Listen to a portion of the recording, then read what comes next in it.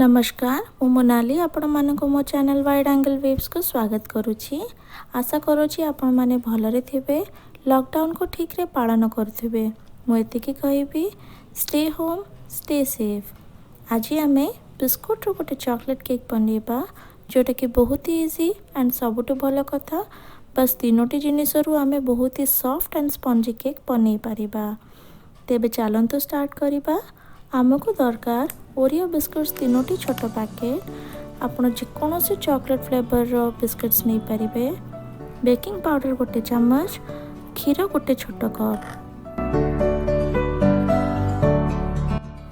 प्रथमे आमे गोटे मिक्सचर जार नंबा, से ओरियो बिस्कुट्स को छोट छोट पीस करके पकेबा। आ गोटे चम्मच बेकिंग पाउडर भी पकेबा। मु बिस्कुट्स को छोट छोट पीस एथिपाई करिछि ताकि से भलरे ग्राइंड होई जिवो।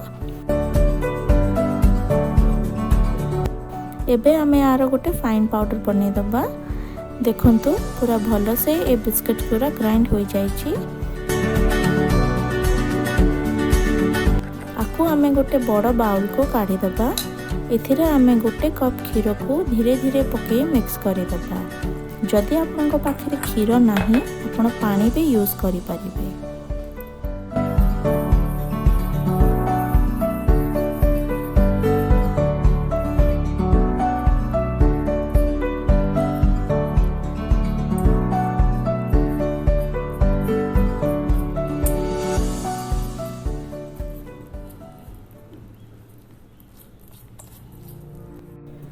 एबे हम बैटर रेडी हो जाइछि। आर कंसिस्टेंसी आपण एमिति ही रखिबे। आखु हमें साइड रे रखिकी गोटे केक टिन नबा। मु गोटे छोट टिन यूज करिछि। एथिरे टिके तेल पकई चारियाडे स्प्रेड करि दबा। गोटे बटर पेपर पकेबा और आम बैटर टिकु एथिरे पकई दबा।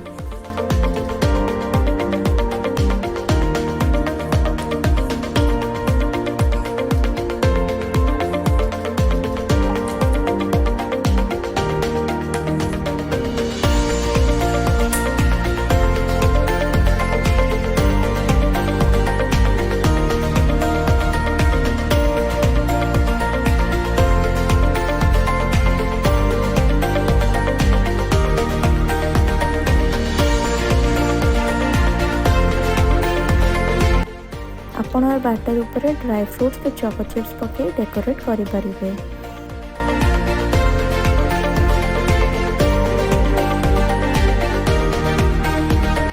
एबे हमें माइक्रोवेव रे 180 डिग्री सेंटीग्रेड रे 20 मिनिट्स ताई बेक करि दबा।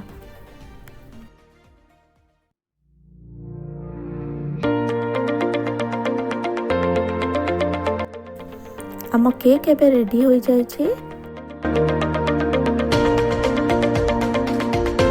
ठंडा हो गला परे आमे गोटे प्लेट को काढ़ी दबा।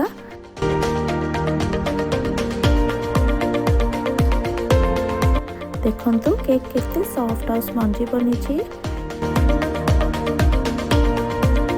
एबे आमे केक को काटी के देखिबा।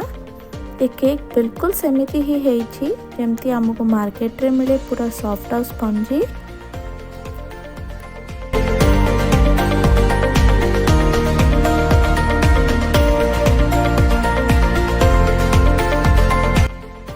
आपण माने याको निश्चय ट्राई करंतु। ट्राई कला परे केमती लागिला मो कमेंट बॉक्स रे मते मेसेज करंतु। आपण मानको जदि मो रेसिपी भल लागिला देन प्लीज लाइक शेयर और सब्सक्राइब करंतु। धन्यवाद।